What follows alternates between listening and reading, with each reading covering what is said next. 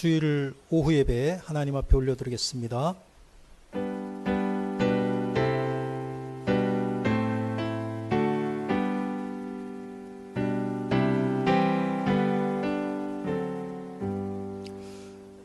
내가 산을 향하여 눈을 들리라. 나의 도움이 어디서 올까? 나의 도움이 천지를 지으신 여호와에게서로다. 할렐루야. 하나님을 찬양합니다. 우리의 믿음이 연약할지라도 주님께서 기다려 주시고 인내하여 주시고 오래 참아 주심을 인하여 감사를 드립니다. 우리가 비록 부족하지만 하나님께서 넉넉하게 복 주시고 은혜 베풀어 주시고 여전히 우리의 처진 어깨를 이끌어 주시고 인도하여 주심을 감사드립니다. 거룩한 주일을 하나님께 나와 예배하며 또 이렇게 성도들이 그리스도의 사랑 안에서 교제하며 또 오후 예배를 맞이하였습니다. 이 예배가 또 하나 드려지는 그러한 예배로 끝나는 것이 아니라 살아계신 주님을 만나는 그러한 예배가 되게 하여 주시고 우리들에게 하나님께서 무엇을 원하시는가를 발견하는 복된 시간으로 주님 인도하여 주옵소서. 함께하여 주심을 감사하오며 주 예수 그리스도의 이름으로 기도하옵나이다. 아멘. 찬송가 38장 찬양하시겠습니다.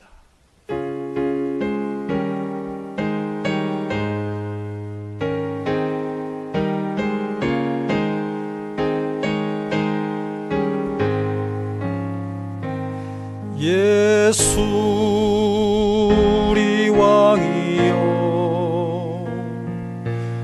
이곳에 오셔서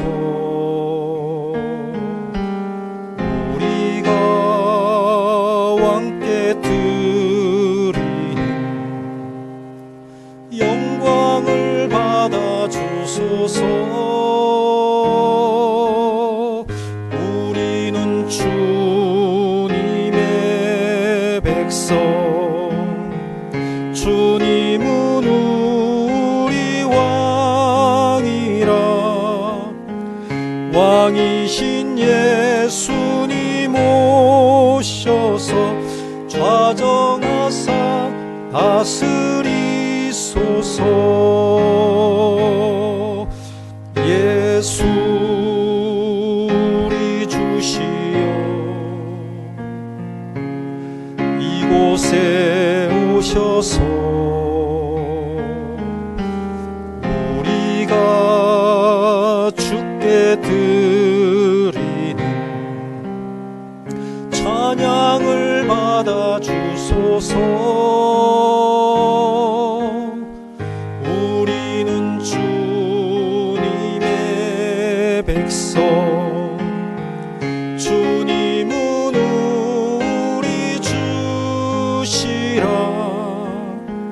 주 대신 예수님 오셔서 이 찬양을 받아 주소서. 아멘. 91장 찬양하시겠습니다.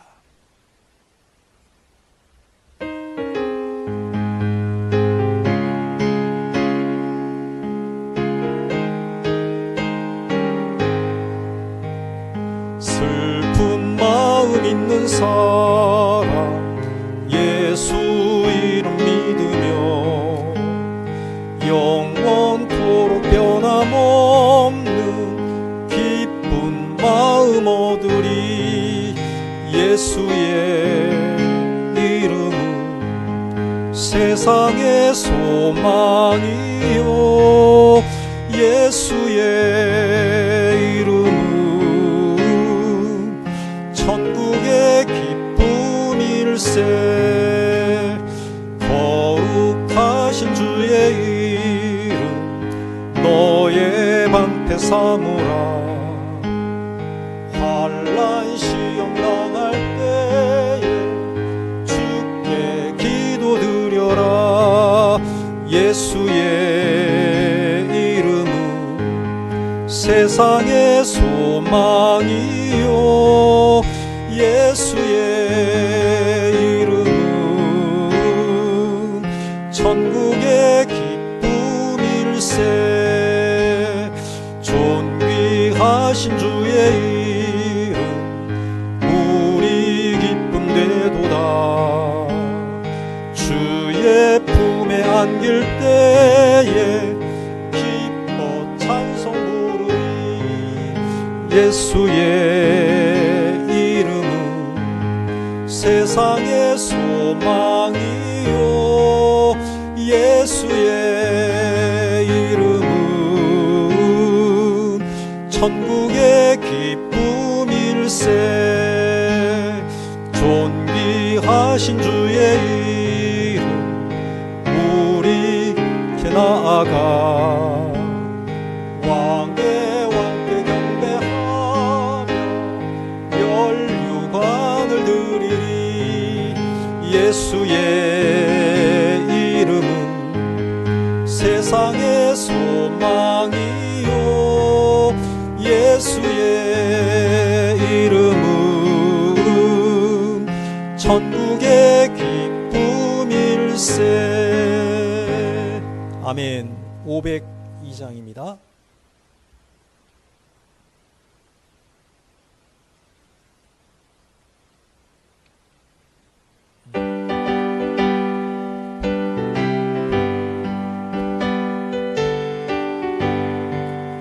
빛의 사자들이여 어서 가서 어둠을 물리치고 주의 진리 모르는 백성에게 복음의 빛 비춰라. 빛의 사자들이여 복음의 빛 비춰라. 죄로 든 밤 밝게 비춰라. 빛의 사자들이여 선한 사역 위하여 힘을 내라. 주 함께 하시겠네. 주의 크신 사랑을 전파하며 복음의 빛 비춰라. 빛의 사자들이여 복음의 빛 비춰라.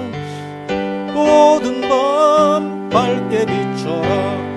빛의 사자들이여 주님 부탁하신 말 순종하여 이 진리 전파하라.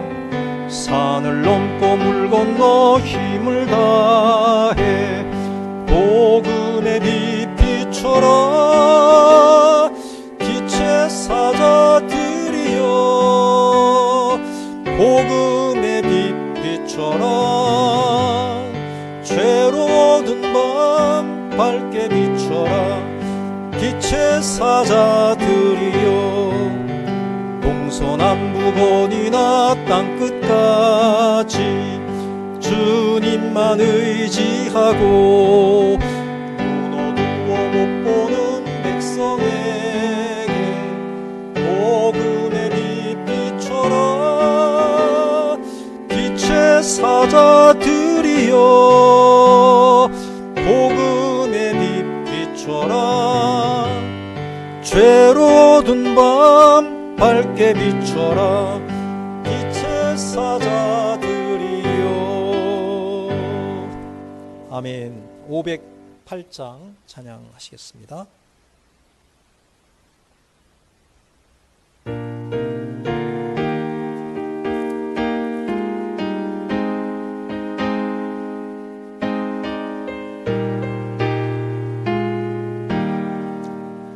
우리가 지금은 나그네 되어도 화려한 천국에 머지않아 가리니 이 세상 있을 때 주 예수 위하여 끝까지 끝까지 힘써 일하세. 주 내게 부탁하시니 천사도 흠모하겠네. 화목해 하라신 구주의 말씀을 온 세상 널리 전하세.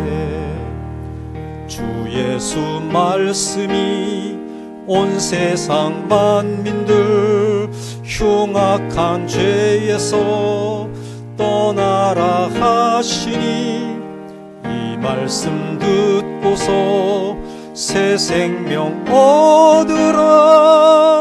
이 깊은 소식 전하세. 주 내게 부탁하시니 천사도 흠모하겠네.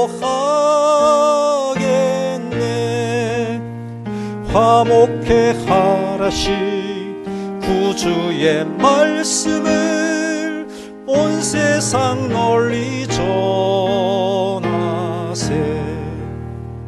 영생의 복락과 천국에 갈 길을 만 백성 알도록 나가서 전하세. 주 예수 말씀이 이 복음 전하라. 우리에게 부탁하셨네. 주 내게 부탁하시니 천사도 흠모하겠네. 화목해 하라신 구주의 말씀을 온 세상 널리 전하세.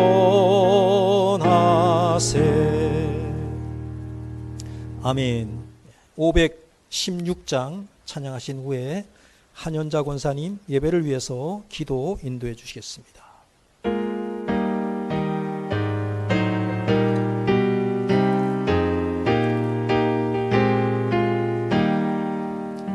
옳은 길 따르라. 의의 길 세계 만민이 참된 길, 이 길 따라서 살 길을 온 세계에 전하세. 만 백성이 나갈 길 어두운 밤 지나고 동튼다. 하나 믿고 알아 저 빛, 주 예수의 나라 이 땅에 곧 오겠네 오겠네. 주 예수 따르라. 승리의 주 세계 만민이 나갈 길과 진리요 참 생명. 내 창검을 부수고 다 따르라 화평왕. 어두운 밤 지나고 동튼다. 환한 빛 보아라 저 빛, 주 예수의 나라 이 땅에 곧 오겠네 오겠네. 놀라운 이 소식 알리어라. 세계 만민을 구하려 내 주 예수를 보내신 참 사랑의 하나님. 만 백성이 따를 길 어두운 밤 지나고 동튼다. 환한 빛 보아라 저 빛, 주 예수의 나라 이 땅에 곧 오겠네 오겠네. 고난 길 헤치고 찾아온 많은 백성을 구한 길, 모두 나와서 믿으면 온 세상이 마침내 이 진리에 살겠네. 어두운 밤 지나고 동튼다. 환한 빛 보아라 저 빛. 주 예수의 나라 이 땅에 곧 오겠네 오겠네. 아멘. 하나님 감사합니다. 오늘 또 우리에게 건강 주셔서 하나님의 귀한 전을 찾게 하시고 사랑하는 교우들과 함께 영광의 예배를 드리게 하심을 감사합니다. 아멘. 형식적이거나 습관적인 예배가 되지 않게 하시고 예배 시간마다 주님이 죽으심으로 우리가 구원받았다는 그 사실 앞에 감사하며 감격하며 감동하는 예배를 드릴 수 있도록 주님 도와 주시옵소서. 아멘. 성령으로 거듭나지 아니하면 하나님 나라를 볼 수 없고 너희 안에 그리스도의 영이 없으면 하나님의 사람이 아니라고 주님 말씀하셨습니다. 이 시간 하나님 우리의 자신들을 다시 한번 되돌아보게 하시고 내 속에 과연 하나님의 영이 있는지 다시 한번 점검해보는 귀한 시간이 되게 도와 주시옵소서. 아멘. 주님 원하옵고 기도하옵기는 이제 코로나도 점점 이렇게 감소하고 있고 우리의 생활이 일상으로 이렇게 회복되게 하시니 감사합니다. 우리 교회도 다시 한번 성령의 바람이 불게 하셔서 뜨거운 찬양이 다시금 살아나게 하시고 성도들의 기도가 다시금 회복되어서 하나님 냉랭했던 교회의 분위기가 다시금 뜨거운 분위기로 바꿀 수 있는 귀한 은혜가 있게 도와 주시옵소서. 아멘. 가정의 달 5월도 이제 다 저물어 갑니다. 사랑하는 부모, 형제, 자매들의 믿음이 어떠한지 저희들이 다시 한번 점검해보는 귀한 달이 되게 도와 주시옵소서. 전쟁 중에 있는 우크라이나를 하나님 기억하시고 사랑하는 형제, 자매, 부모를 잃고 슬퍼하는 저들의 눈물을 주님 닦아주시고 저들을 주님이 찾아 위로하여 주셔서 속히 그 나라의 전쟁이 멈추게 하셔서 평화가 찾아올 수 있도록 도와주시옵소서. 아멘. 감사하옵기는 이제 주원교회와 통합이 하나님 은혜 가운데 이렇게 순탄하게 진행되게 하시니 감사합니다. 남은 과정마다 하나님이 직접 개입하시고 함께 하셔서 서로 의논하는 가운데 내 생각과 조금 다른 면이 있다 할지라도 하나님이 원하시고 모든 성도들이 원한다 할 것 같으면 내 생각을 접을 줄도 아는 넓은 마음과 지혜도 하나님 허락해 주시옵소서. 아멘. 그리하여서 하나님 은혜 가운데 정말 통합이 잘 되어서 하나님 보실 때 정말 아름다운 교회로 점점 성장해 갈 수 있는 우리 원당 제1교회가 되게 도와 주시옵소서. 오늘 또 목사님 말씀 앞에 세우셨습니다. 말씀 전하실 때 말씀에 힘이 있게 하시고 앞으로 모든 계획하는 일, 기도하는 일, 모든 일들이 하나님 앞에 영광이 되게 하옵소서. 아멘. 선포되어진 말씀에 나를 돌아보게 하시고 나를 비춰보게 하셔서 고칠 건 고치게 하시고 버릴 건 버리게 하셔서 온전히 주의 말씀에 순종해 나가는 우리 모두가 되게 도와 주시옵소서. 아멘. 감사를 드리며 예수님 거룩하신 이름으로 기도합니다. 아멘.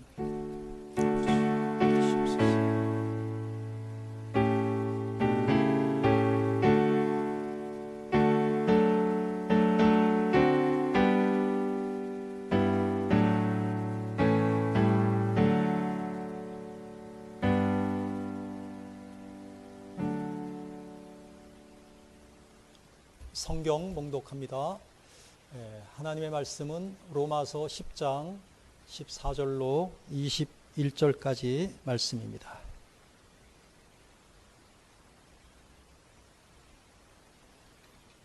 함께 교독하시겠습니다. 그런즉 그들이 믿지 아니하는 이를 어찌 부르리요? 듣지도 못한 이를 어찌 믿으리요? 전파하는 자가 없이 어찌 들으리요?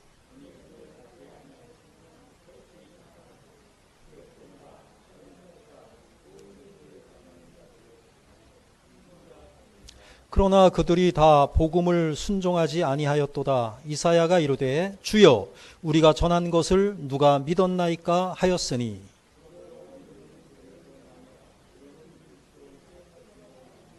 그러나 내가 말하노니 그들이 듣지 아니하였느냐? 그렇지 아니하니 그 소리가 온 땅에 퍼졌고 그 말씀이 땅 끝까지 이르렀도다 하였느니라.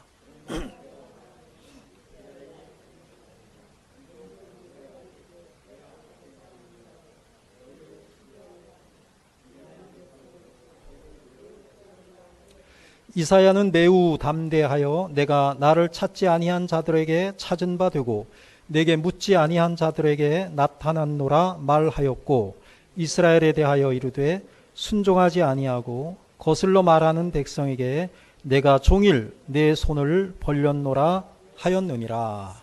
아멘. 오늘 말씀의 제목은 믿음의 통로입니다. 통로. 통로라는 말의 의미를 살펴보면 이런 거죠. 물이 흐릅니다. 물이 흐르면은 물이 흐르는 길이 있겠죠. 뭐라고 하죠? 물이 흐르는 길을 수로라고 하죠. 물길. 우리말로는 이제 물길. 한자어를 쓰면은 수로가 되겠습니다. 이게 물은 그 물길을 따라서 흐르는 거죠. 수로, 사람들이 그 만들어 놓으면 그 수로를 향해서 물이 흘러가는 것이죠. 물이 흐르는 원리는 높은 곳에서 낮은 곳으로 향해서 흘러요. 그래서 시내가 강이 되고 또 강물이 또 나중에는 바다로 흘러가게 되죠.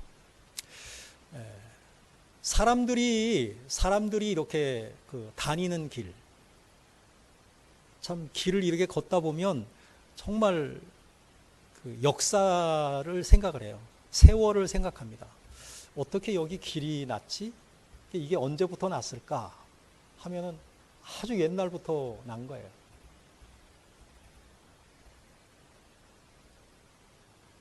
어디를 이렇게 갔더니 그림이 있더라고. 폭포가 있는데 그 폭포를 그 조선시대의 화가가 그려놓은 거예요. 그려놓은 그 그림을 이렇게 뭐랄까 인쇄를 했나요? 프린트를 했나요? 그래갖고 이렇게 딱 돼 있어요. 아, 그러면은 이곳에도 그 옛날에 그분이 오셨구나. 여기를 지나갔었구나. 아, 금강산을 그곳에서 금강산까지가 60km더라고요. 근데 그 폭포가 있는 거예요. 그 폭포가 삼부연 폭포. 근데 그 삼부연 폭포에 대한 그 그림을 옛날에 그 정선이라는 화가가 그려가지고 있는 게 작품이 지금 내려오고 있는 거죠. 아, 그 옛날에도 이 폭포가 이렇게 흘렀었구나. 근데 지금도 그 폭포가 흐르고 있구나. 그런 것을 생각하는 거예요. 세월의 흐름을 생각하는 거예요. 사람들이 만들어 놓은 그 길들이 있어요. 사람들이 만들어 놓은 그 길들 옛날에도 다녔고 지금도 다니고 있는 것이죠. 그런데 바다에도 길이 있고요. 공중에도 하늘에도 길이 있어요. 하늘의 길은 뭐 항로, 바다의 길은 해로, 육지에 있는 길은 뭐 육로, 뭐 이렇게 얘기를 하죠. 근데 이제 오늘 우리가 다루고자 하는 제 주제는 믿음이잖아요. 믿음의 통로, 믿음에도 길이 있다 그 말이에요. 믿음의 길은 뭘까? 오늘 본문에서 이제 믿음의 길이 있는데 그 믿음의 길은 뭐냐 하면은 무엇을 통해서 믿음에 이르게 하느냐 이거죠. 여러분들이 믿음을 가지게 됐어요. 그러면 여러분들이 그 믿음에 이르기까지의 뭔가 여러분들의 그 믿음이 생겨나도록 안내한 길이 있을 거라는 거예요. 그럼 그 길이 뭐냐? 믿음의 길, 믿음의 통로. 뭘까요? 자, 따라해 보십시다. 믿음의 통로. 말씀. 누군가가 말씀을 전해줬다는 거예요. 누군가 나에게 복음을 전해주었다는 거예요. 그러면은 그 말씀 자체가 믿음의 통로이고, 그 다음에 그 말씀을 누군가가 전해줘야 돼요. 누군가. 그러니까 말씀이 그냥 전해지는 게 아니라 말씀을 또 나에게 전해주는 사람이 있다는 거죠. 그러니까 말씀을 전해주는 사람도 믿음의 통로가 되는 거예요.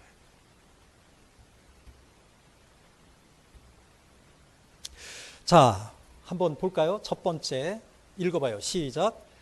말씀을 전파하는 자가 믿음의 통로입니다. 여러분들에게도 처음에 믿음을 가지기 전에 누군가에 의해서 말씀이 나에게 전해졌거든요. 그러면 나에게 그 말씀을 전해준 사람이 믿음의 통로가 되는 거예요. 그 통로를 통해서 믿음이 나에게 흘러오는 것이죠. 우리가 성경을 통해서 배울 수 있는 아주 감사한 게 있는데, 그게 뭐냐면은 하나님이 하나님 나라의 일을 진행해 가시는 데 있어서 하나님은 혼자 하시지 않는다. 하나님이 일방적으로 하나님께서 그냥 진행해 가시는 것이 아니라 하나님은 하나님 나라의 일을 반드시, 절대적으로 반드시 사람을 통해서 일하신다. 우리를 통해서 일하신다. 그게 감사한 거죠. 하나님이 하나님 나라의 일을 강아지를 통해서 일하시지 않는, 사람을 통해서 일하신다. 우리 인간을 통해서 일하신다. 그래, 인간이 특별한 거예요. 이 세상의 모든 생물은 하나님의 형상이 아닙니다. 그런데 인간은 하나님의 형상으로 지음받았어요. 그래서 인간이 다른 생물들과는 특별한 존재, 구별된 존재예요. 그리고 그 구별된 것이 어디에도 작용하느냐? 하나님 나라의 일을 하나님께서 이루어 가시는 그 일에도 우리 인간과 함께 하신다는 거예요. 사람과 함께 하신다는 거예요. 하나님 나라의 일에 사람을 참여시킨다고 하는 것인데, 이것이 우리에게는 기쁨이고 감사이고, 그리고 이것이 영광이다. 놀라운 것이죠. 놀라운 것. 그러니까 누군가가 믿음으로 구원을 받게 하시는데, 그 믿음을 그 사람에게 전하여 주는 그 통로로도 또 하나님은 사람을 사용하신다는 거예요.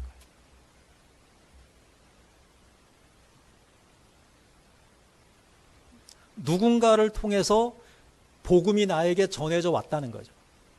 믿음의 통로로 하나님은 사람을 사용하신다. 말씀을 전파하는 자가 믿음의 통로이다라고 하는 것이죠. 그래서 오늘 본문에서 바울 사도가 이렇게 이야기하고 있습니다. 14절입니다. 읽어요. 시작. 그런즉 그들이 믿지 아니하는 일을 어찌 부르리요? 듣지도 못한 일을 어찌 믿으리요? 전파하는 자가 없이 어찌 들으리요? 뭐라고 했어요? 어떻게 부르냐 이거야. 믿지 않는 사람을 하나님이 불러야 되는데 어떻게 부르냐 이거예요. 부르는 거예요. 근데 그것을 뭐라고 설명하느냐? 듣지도 못한 일을 어찌 믿으려. 그러니까 듣지도 못했어. 그러면 부를 수가 없어요, 하나님이. 그러면서 결론적으로 뭐라고 얘기하느냐? 전파하는 자가 없이 어찌 들으리요. 누군가가 전파하니까 복음이 나에게 들려졌고, 복음이 나에게 들려졌으니까 내가 믿게 되었다. 뭐 이런 얘기죠.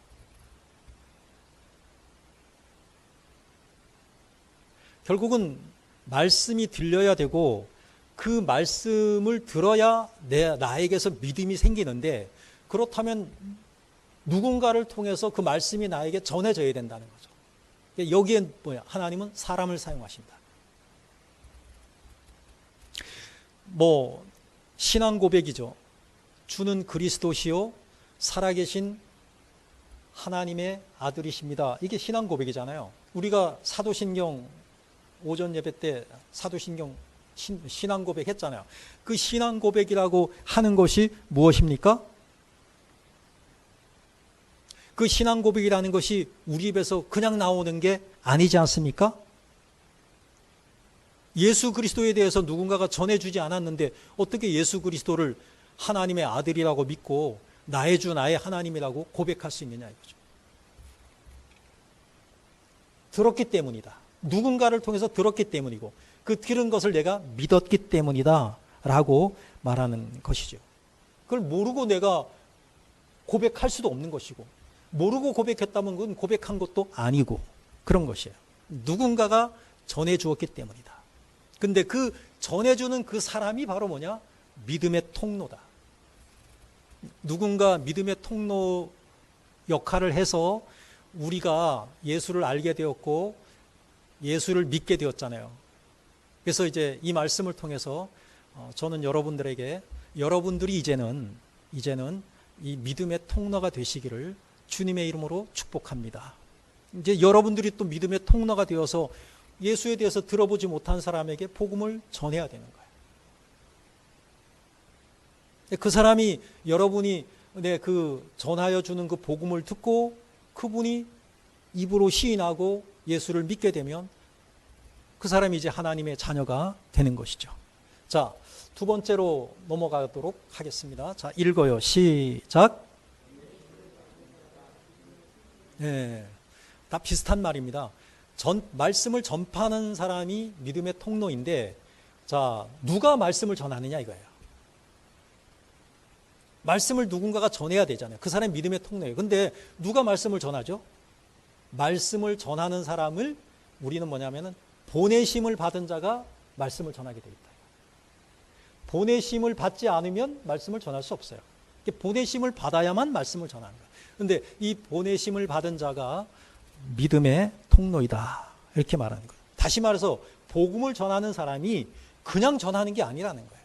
누군가가 보냈기 때문에 전한다는 거예요. 그것에 대하여서 15절에서 이렇게 말씀하여 주시고 있어요. 시작. 보내심을 받지 아니하였으면 어찌 전파하리요. 기록된 바 아름답도다. 좋은 소식을 전하는 자들의 발이여 함과 같으니라. 여기서 이제 이거예요. 보내심을 받지 아니하였으면 어떻게 전파하겠냐. 안 보냈는데 어떻게 전파하느냐. 보냈으니까 그 보내심을 받은 자가 복음을 전파하게 되어 있다. 예수님이 어떤 분이시냐? 말씀이 육신이 되신 분, 성육신 예수 그리스도입니다. 말씀이 육신이 되신 그 예수님이 이 땅에 오셨죠. 그럼 예수님이 이 땅에 오셨다라고 하는 것은 어떤 의미냐면은 하나님이 예수님을 이 땅에 보내셨다라는 거예요. 하나님 보내신 거예요. 예수님을 하나님께서 이 땅에 보내신 거예요. 그러면 그 예수님은 보내신 자의 의도대로 그분의 뜻대로 이 땅에 오셔서 제자들에게 말씀을 전파하는 것이죠. 예수님이 제자들에게 말씀을 전하니까 제자들이 말씀을 믿게 되는 거예요. 전파하는 자가 있어야 되는 거예요.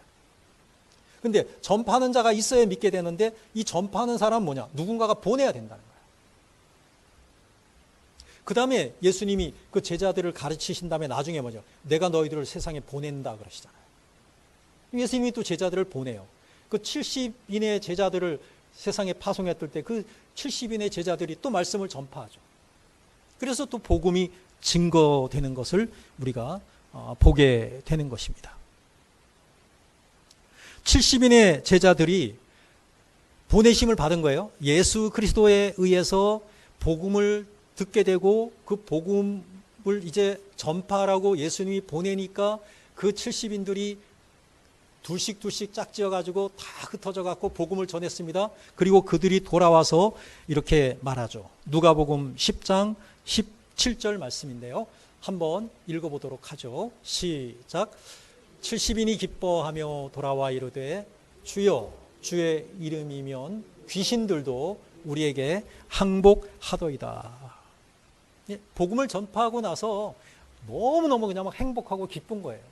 하나님께 쓰임받는 일이 얼마나 감사한 것이고 얼마나 놀라운 것이고 그래야 해서 생명이 살아나는 모습을 구원받는 모습을 체험하니까 너무너무 신난 거죠. 그래서 그냥 70인이 돌아와서 앞다투어서 이런 일이 있었습니다. 이런 일이 있었습니다. 막 예수님에게 간증을 하는 거죠. 주님의 이름이면 귀신들도 우리에게 항복하다이다. 하나님이 보내실 때는 뭐냐면은 그 사람에게 권세까지도 주시거든요. 그러니까 주님의 이름으로 귀신까지 막 항복시키는 거죠. 귀신까지 막 쫓아내는 것이죠. 증거가 나타나는 것이죠.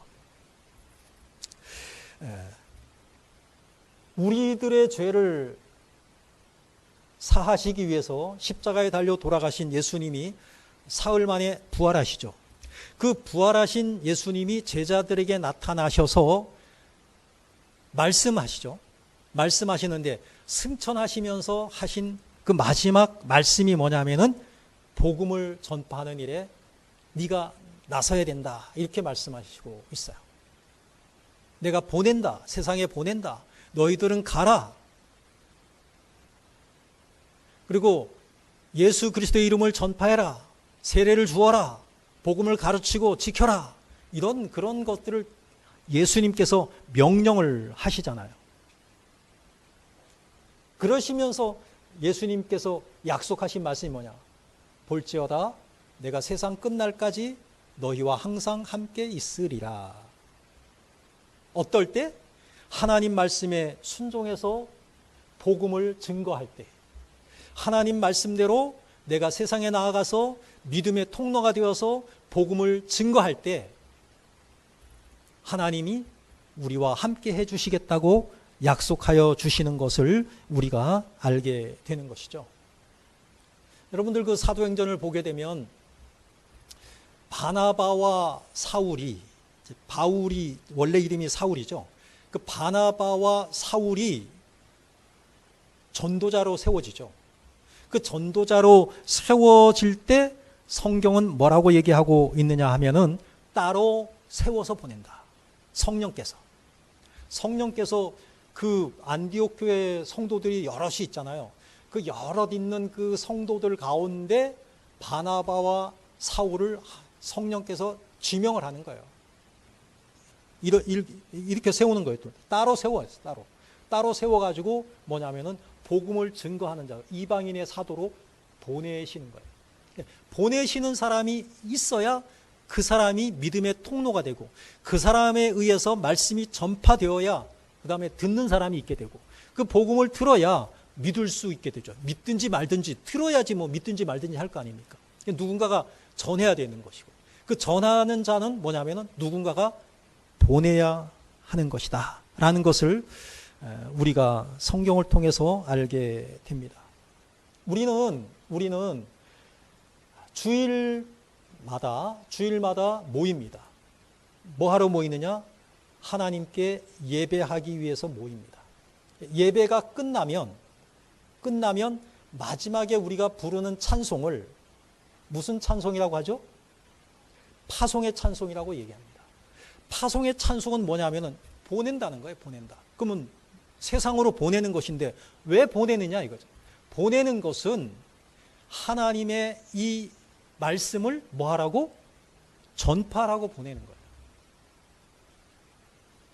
그러니까 우리는 그 말씀을 전파하는 믿음의 통로가 되어야 돼요. 보내심을 받은 자잖아요.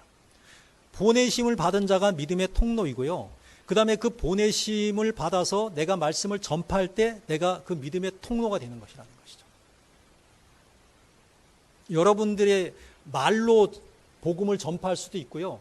여러분의 언행으로, 여러분들의 권유로 전도하는 그 직접적인 그 말로도 복음이 전파되는 것이고, 여러분들의 삶의 모습을 보고도 그것도 믿음의 통로가 되고, 세상 사람들이, 예수를 알지 못하는 사람들이 예수를 믿게 되는 어떤 도구가 되고 계기가 될 수 있는 것이죠. 그래서 한 주간 동안 우리는 파송된 자로, 보내심을 받은 자로, 복음을 전파하는 자로 믿음의 통로가 되어서 살다가 다시 또 주일이 되면 우리는 하나님 앞에 모이는 것이죠. 뭐 하기 위해서? 예배하기 위해서. 어떻게 살았는지 하나님께 보고하기 위해서, 어떻게 그 믿음의 통로 역할을 했는지를 하나님께 말씀드리기 위해서 우리가 모이게 되는 것이죠. 자, 그 다음에 세 번째입니다. 누가 또 믿음의 통로냐? 읽어요. 시작. 듣고 순종하는 자가 믿음의 통로입니다. 자, 보내심을 받은 자가 믿음의 통로입니다. 보내심을 받아서 내가 말씀을 전파합니다. 그 전파하는 자가 믿음의 통로입니다. 그러면 그 전파하는 그 소리를 듣고, 전파하는 복음을 듣고 그 복음에 대해서 내가 아멘으로 받아들이고 믿음으로 순종하면서 그 믿음의 길을 걸어가는 사람, 그 사람이 또 믿음의 통로가 되는 것이죠. 새롭게. 듣고 순종하는 자가 믿음의 통로가 된다는 것이죠. 누군가가 보내심을 받은 자, 이 사람도 믿음의 통로입니다.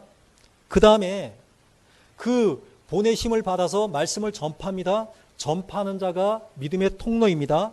그 다음에 복음을 듣고 뭐 하는 자가?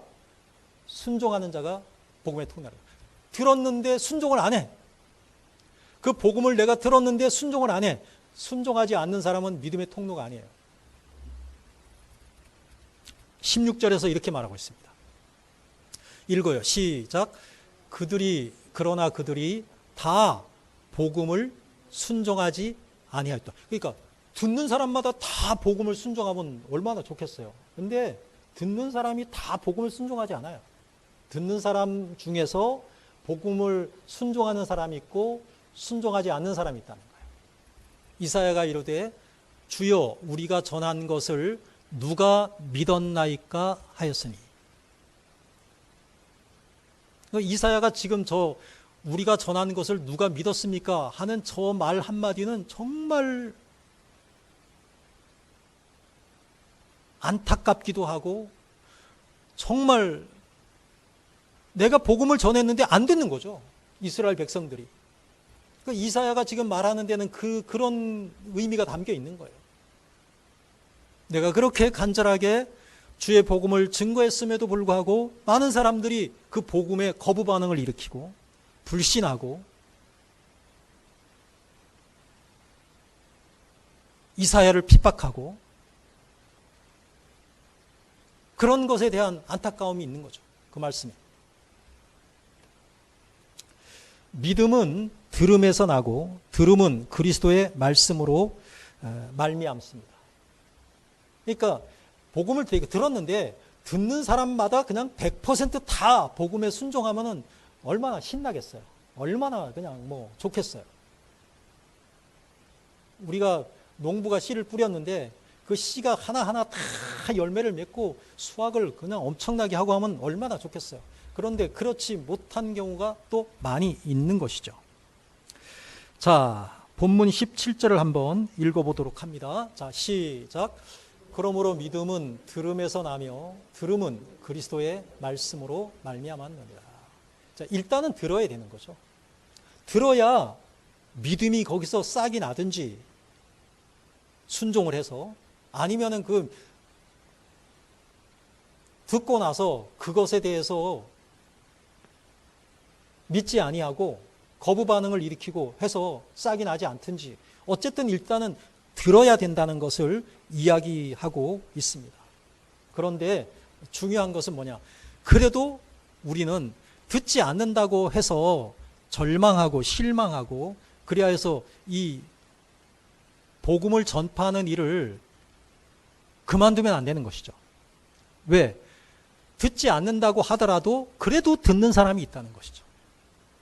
누군가는 하나님께서 예비하신, 하나님께서 작정하신, 하나님께서 구원하시기로 예정하신 그 사람은 그 복음에 순종해서 하나님 앞에 나오기 때문에 여전히 우리는 뭐냐면은 그 사람이 듣고 순종을 하건 순종하지 아니하건 하는 그 결과는, 전도의 그 결과는 하나님께 맡기고 여전히 우리는 뭐 해야 되냐? 이 복음을 증거하는, 전파하는 삶을 살아야 된다는 것이죠.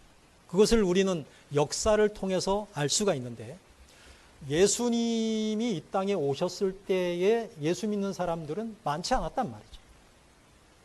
유대인들조차도 대부분이 예수님을 거절했잖아요. 그런데 결과적으로 보면 어때요? 계속해서 예수를 믿는 사람들은 많아지죠. 계속해서 많아지고 있어요.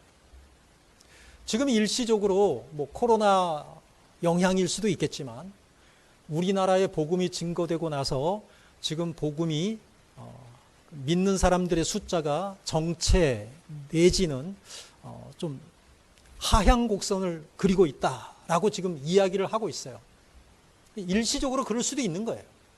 하지만 좀 더 확장해서 우리가 생각을 해보면 예수님이 이 땅에 오셨을 때와 지금까지 계속해서 어떤 그 믿는 사람들의 숫자가 결과적으로는 뭐냐? 상승하고 있다는 거죠. 많아지고 있다는 것이죠. 하나님의 나라는 결국 확장된다는 것이죠. 이것에 대한 우리의 믿음이 있어야 되고요. 그리고 그 결과는 우선 어떻게 될지 모르지만, 당장은 어떤 결과가 나에게 주어질지 모르지만 여전히 우리는 그 믿음을 가지고 복음을 증거하는 일에 게을리해서는 안 된다라고 하는 것이죠. 이스라엘 백성들을 보게 되면은 이스라엘 백성들이 예수님을 거절을 해요. 거절을 하다가 결국은 하나님의 진노를 받아서 나라가 망하게 되고, 뭐 그러다 보니까 뭐 포로로 잡혀가기도 하고, 여전히 막 그들이 믿지 않았던 거예요. 복음을 먼저 받았는데 너무너무 그들이 복음을 거절했는데, 그것에 대하여서 뭐라고 얘기하냐? 그것을 긍정적으로 본다면 이스라엘 백성들이 예수님을 거절하고 믿지 아니한 그것을 우리가 안타깝기도 하고 부정적으로 볼 수도 있는데, 그것을 긍정적으로 우리가 해석한다면 그것 때문에 이방인들에게 믿을 수 있는 기회가 주어졌다, 이렇게 보는 것이죠. 그것이 어디에 나오느냐 하면은 본문에 나와요. 자, 한번 볼까요? 자, 18절을 한번 읽어봐요. 이거 성경을 보고 한번 읽어보겠습니다. 18절 성경을 한번 읽어요. 시작. 그러나 내가 말하노니 그들이 듣지 아니하였느냐?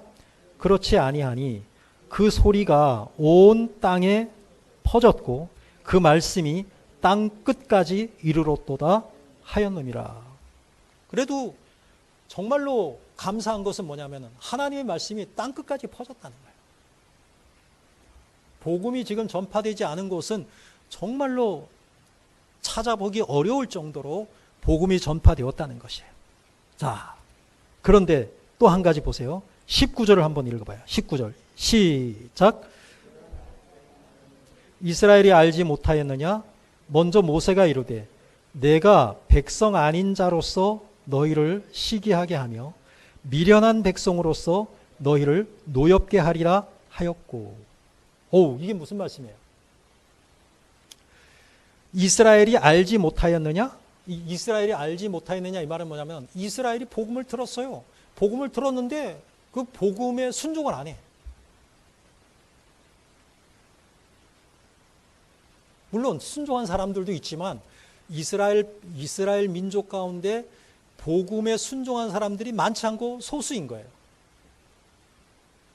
그런데 자, 거기에 대해서 모세가 이르되 했습니다. 이 모세가 이르되 했는데 이것은 모세 오경에 기록된 말씀인데 하나님이 하신 말씀이에요. 모세를 통해서 하나님이 하신 말씀인데요. 내가가 누구예요? 하나님이에요. 백성 아닌 자로서, 백성 아닌 사람이 누구예요? 백성 아닌 사람이 누구죠? 이방인이죠. 네, 이방인입니다. 이스라엘 백성이 아닌 사람으로서 너희를 시기하게 하며, 이스라엘 백성, 너희는 이스라엘 백성이에요. 이스라엘 백성이 아닌 자들을 통해서 이스라엘 백성들, 너희들을 시기하게 한다. 이 말은 뭐죠? 복음이 이스라엘 백성들에게 전해졌는데 이스라엘 백성들이 복음을 안 받아들여요. 믿지 않는 거예요. 그러니까 이 복음이 누구한테 전해져요? 이방인한테 전해졌더니 이방인들이 이 복음을 믿는 거예요. 그걸 보면서 너희를 시기하게 한다. 우리가 하나님의 백성인데, 저 사람들은 하나님의 백성이 아닌데 저 사람들이 저렇게 믿음을 가져? 그걸 보면서 이스라엘 백성들이 시기한다는 거예요. 그렇게 하나님이 하시겠다는 거예요. 미련한 백성으로서 너희를 노엽게 하리라. 미련한 백성은 이방인입니다. 너희는 이스라엘 백성입니다. 그러니까 이방인들이 더 열심히 예수님을 믿어. 뭐 그 얘기입니다. 지금 이스라엘 백성들은 아직까지 대부분의 사람들이 예수를 거절해요. 근데 이방인, 우리는 이스라엘 백성들이 보기에 이방인이죠. 근데 우리는 예수를 믿는 거예요. 열심히. 그거를 보면서 이스라엘 백성들이 시기하고 노여워하게 된다. 그렇게 하나님이 하시겠다는 거예요.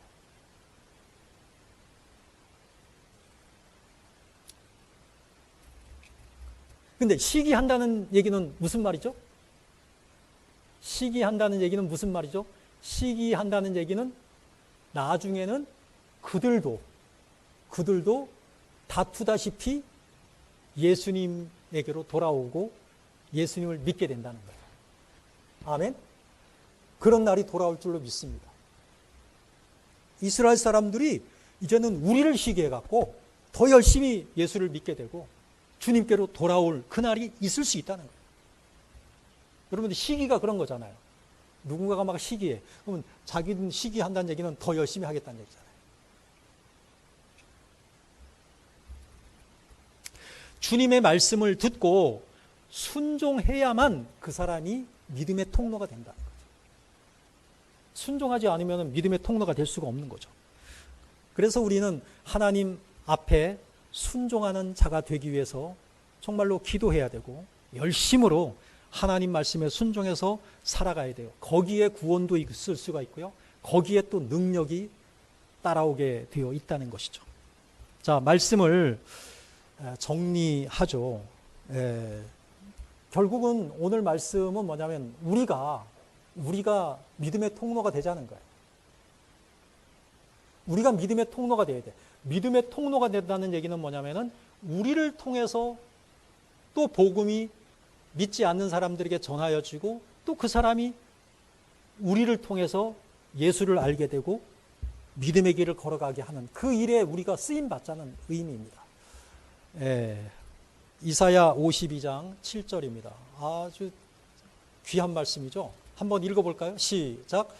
좋은 소식을 전하며 평화를 공포하며 복된 좋은 소식을 가져오며 구원을 공포하며 시온을 향하여 이르기를 내 하나님이 통치하신다 하는 자의 산을 넘는 발이 어찌 그리 아름다운가 그랬어요. 전파하는 사람이 하나님 보시기에 얼마나 아름다운가. 하나님 말씀에 순종해서 우리가 보내심을 받은 자죠. 그래서 보내심을 받은 대로 우리가 쓰임 받아서 내가 복음을 증거하는 거예요. 복음을 증거하기 위해서 우리가 발걸음을 떼어놓을 때 그 발걸음이 그 발이 주님 보시기에 얼마나 아름다운 발이냐 이거죠. 그 말씀을 지금 이사야를 통해서 주님이 우리에게 말씀하여 주시고 있습니다. 우리는 누군가를 통해서 누군가의 순종을 통해서 하나님으로부터 보내심을 받은 누군가가 하나님 말씀에 순종해서 나에게 복음을 전해주었어요. 믿음의 통로 역할을 한 거죠. 그래서 내가 예수를 알게 되었고 믿음의 길을 걸어가게 되었어요. 그러면 이제는 뭐냐? 나도 보내심을 받은 자가 된 거예요. 나도 이제는 말씀을 전파하는 자가 되어야 되는 것이죠. 믿음의 통로가 되어야 된다는 거예요. 따라해 보십시다. 나는 믿음의 통로입니다. 내가 믿음의 통로예요. 나를 통해서 복음이 전파되어야 되는 거죠. 나를 통해서 예수가 증거되어야 되는 것이죠. 우리 교회에서 신앙생활을 많이 하지 않으신 분입니다. 집사님이시고요. 연세가 좀 있으신 분이신데 지난주에 전화를 했어요. 근데 그분이 막 신나서 저한테 말씀을 하시는 거예요. 목사님, 제가요 주일날 한 사람 데리고 갈 거예요. 약속했다는 거예요. 교회 오기로. 그냥 막 신나셨어요. 근데 그분이 신앙생활을 많이 하신 분이 아니에요. 얼마 안 하셨어요. 하나님의 말씀을 얼마나 이해하고 계실까 이건 잘 모르겠어요. 그런데 그 말씀을 하시는 거예요. 그러시냐고. 그럼 제가 기다리겠다고. 근데 오늘 모시고 오지 못했어요. 사정이 있겠죠? 자세히는 물어보지 않았는데 왜 안 오셨나 뭐 자세히는 물어보지 않았는데 그런 어떤 그 막 설레이는 마음. 내가 지금 교회를 다녀, 내가 신앙생활을 해. 근데 복음에 대해서 잘 모르지만 그래도 내가 하나님 나라 백성이고 거기에 대한 감사가 있고, 그래서 내 이웃 가운데 예수를 알지 못하는 사람이 나의 전도를 통해서 교회를 올 수도 있겠다라는 어떤 그 기대감, 그것을 말씀을 해주신 거죠. 정말 그런 설레이는 마음이 우리에게도 있었으면 좋겠다라고 하는 것이죠. 예수님은 우리들에게 가서 복음을 전하라라고 말씀하셨어요. 그럴 때 내가 너와 함께 할 거야 이렇게 약속해 주셨어요. 그러면 우리는 뭐냐면은 하나님 나라에 이르기까지 우리의 생명이 붙어 있는 그 순간까지 우리는 뭐냐면은 믿음의 통로가 되어야 되겠다는 거죠. 복음 전도자가 되어야 됐다. 나를 통해서 복음이 전하여지고 누군가가 나를 통해서 예수를 믿게 되는 그러한 일들이 날마다 일어났으면 참 좋겠습니다. 그것이 바로 교회 부흥의 비결이 아닌가 이렇게 생각을 해봅니다. 기도하겠습니다. 사랑의 주님, 은혜를 감사드립니다. 누군가의 믿음의 순종을 통해서 믿음의 통로로서의 역할을 누군가가 함을 통해서 나에게 복음이 증거가 되었고 내가 예수를 믿게 되었음을 하나님 고백합니다. 이제는 우리에게 믿음의 통로가 되라고 주님 말씀하여 주십니다. 이 말씀을 나에게 주신 말씀으로 받고 이 말씀대로 순종하여 살아가는 우리 모두가 되게 하여 주옵소서. 주 예수 그리스도의 이름으로 기도하옵나이다. 아멘. 찬송가 50장 찬양하시면서 봉헌하시겠습니다.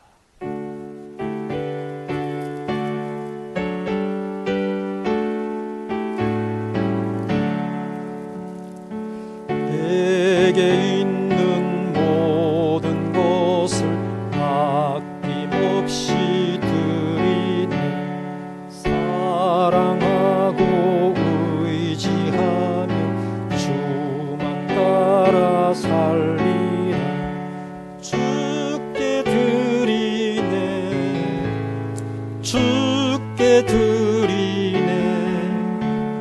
사랑하는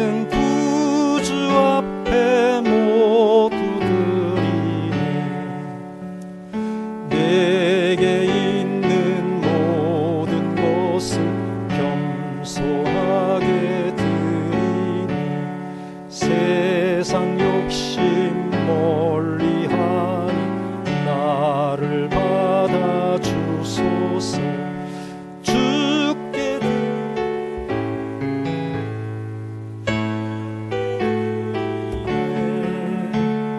사랑하는 구주 앞에 모두 드리네. 내게 있는 모든 것을 주를 위해 드리네. 주의 성령 충만하게 내게 내려주소서. 주께 드리네. 주께 드리네. 사랑하는 구주 앞에 모두 드리네. 하나님, 은혜를 감사드립니다.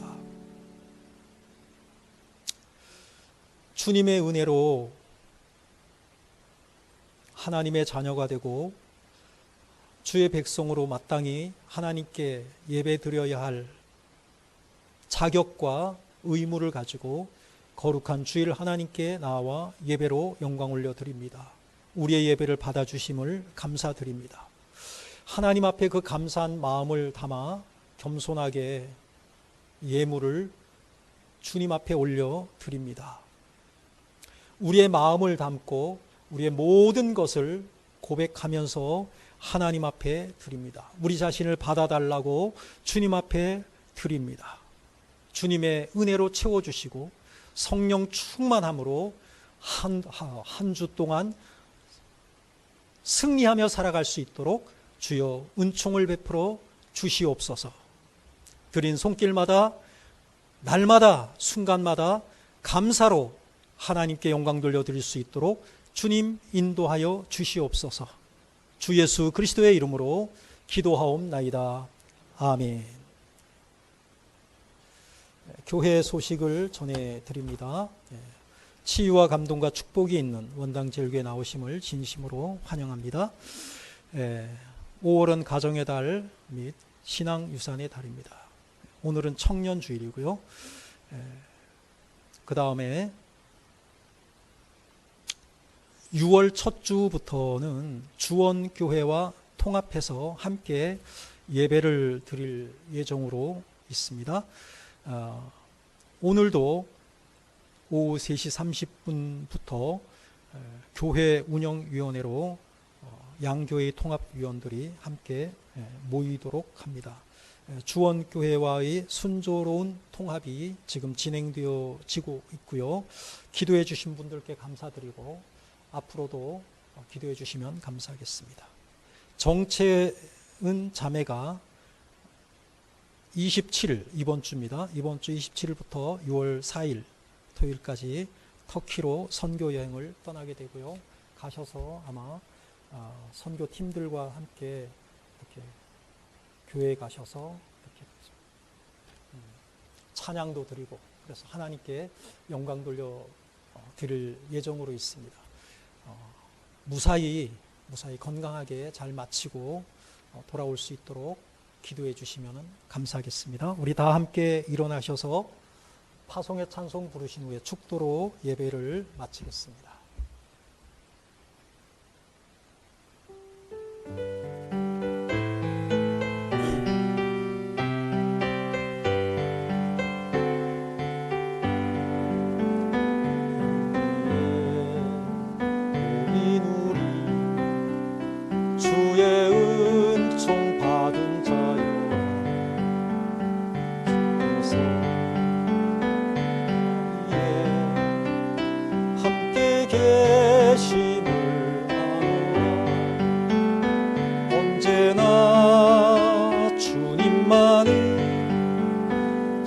찬양하며 따라가리니 시험을 당할 때도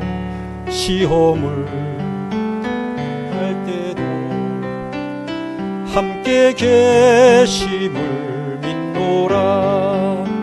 이 믿음 더욱 굳세라. 주가 지켜주신다.